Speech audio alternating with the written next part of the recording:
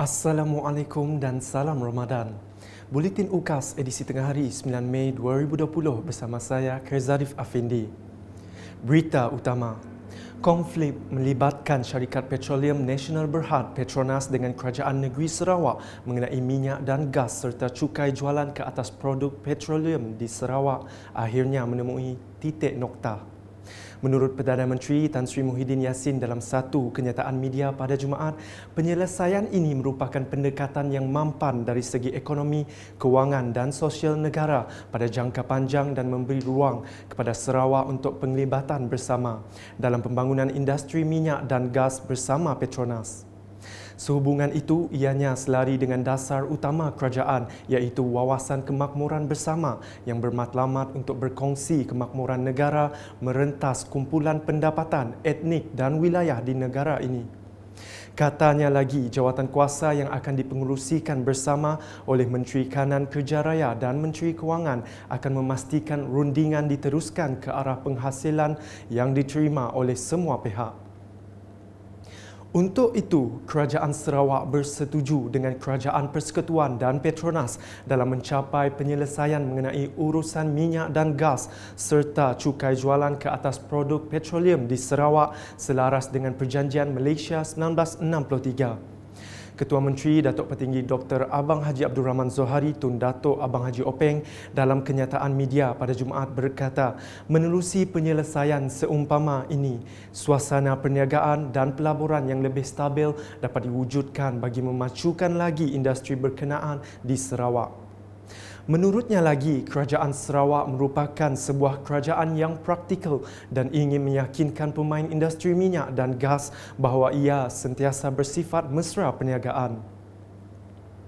Dalam perkembangan sama, Menteri Kanan Kerja Raya Datuk Seri Fadilah Yusof turut merakamkan penghargaan kepada Kerajaan Persekutuan, khususnya Perdana Menteri Tan Sri Muhyiddin Yassin di atas persetujuan penyelesaian dalam rundingan tersebut. Dalam kenyataan dikeluarkan pada Jumaat, beliau berkata persetujuan penyelesaian secara rundingan itu adalah titik pertemuan yang dicapai melalui kesepakatan dan hubungan baik pucuk kepimpinan kedua-dua peringkat tanpa mengubah peranan Petronas sebagai syarikat minyak negara. Berita selanjutnya mengenai kenyataan media oleh Jawatankuasa Pengurusan Bencana Negeri JPBN Sarawak. Satu lagi kes COVID-19 dari daerah Kuching dicatatkan pada Jumaat.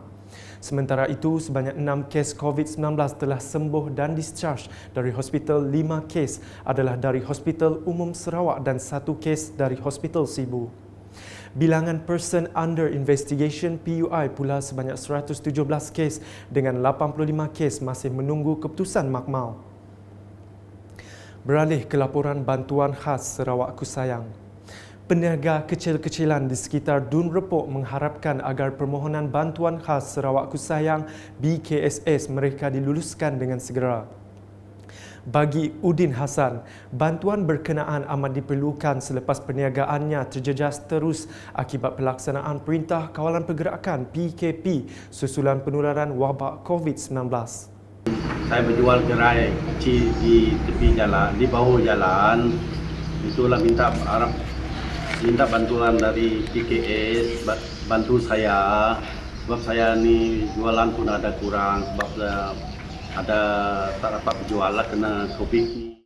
Harapan sama turut diluahkan penjajah sayuran Saimah Kipli yang berharap agar permohonan BKSS beliau diluluskan dengan segera bagi mengurangkan beban kewangan ditanggungnya ketika ini. Untuk membantu keluarga saya dalam COVID ini, menambahkan pendapatan saya lah. Berikut pula di Lingga. Penduduk di kawasan Dewan Undangan Negeri Dun Lingga berterima kasih kepada Kerajaan Sarawak atas inisiatif bantuan khas Sarawak Kusayang kerana dapat meringankan beban mereka dalam berdepan pandemik COVID-19. Ketua Masyarakat Kampung Maludam Penghulu Mas Zain Ahmad Rais berkata masyarakat setempat sangat menghargai bantuan RM250 sebulan untuk tempoh 6 bulan. Jadi dengan bantuan ini sedikit banyak dapat membantu ekonomi mereka. Jadi alhamdulillah saya bagi pihak mereka sangat terima kasihlah kepada Kerajaan Sarawak, khususnya Abang Ketua Menteri kita Datuk Abang Johari dan OAB kita, OAB semua kita. Sementara itu, Ketua Kaum Kampung Triso Maludam KK Awang Mos Sulaiman memberitahu selain BKSS, penduduk kampung turut menerima bantuan makanan daripada kerajaan negeri. Terima kasih juga kepada Kerajaan Sarawak di atas bantuan makanan, merupai makanan kepada penduduk-penduduk kampung Triso yang masa itu dalam penyakit COVID-19 menular dan susah untuk bergerak di mana-mana saja dan juga untuk mencari nafkah. Bagi ahli Majlis Daerah Betong Kampung Maludam, Kaunselor Tarib Kidi, beliau menyifatkan BKSS dapat membantu meringankan beban masyarakat khususnya golongan B40. Amat berterima kasih di atas bantuan seperti ini yang telah banyak memberi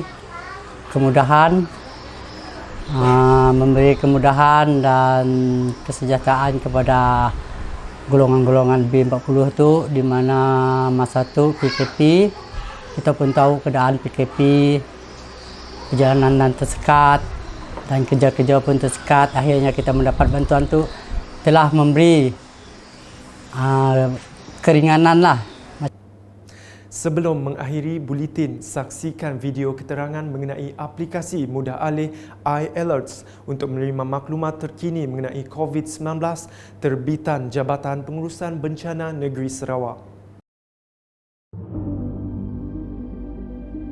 COVID-19 has been classified as a pandemic by the World Health Organization, which has advised everyone to be vigilant. To assist Sarawakians in this time of uncertainty, the Sarawak State Disaster Management Committee, or SDMC, has developed a mobile app called iAlerts.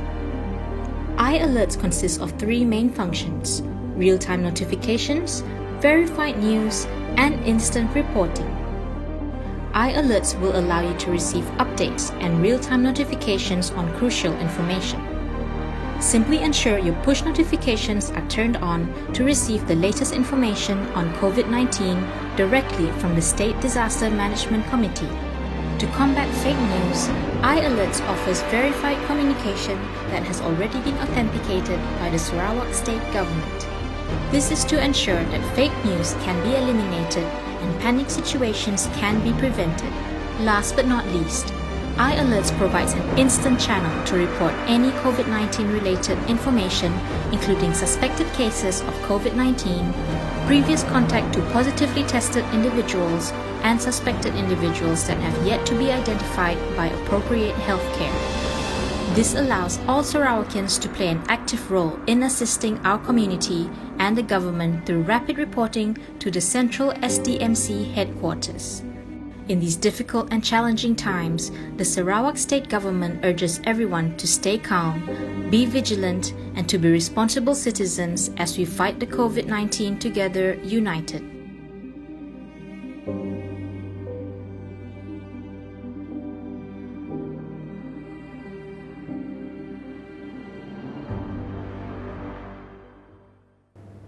Sekian bersama saya, Karzarif Afindi dan kru penerbitan.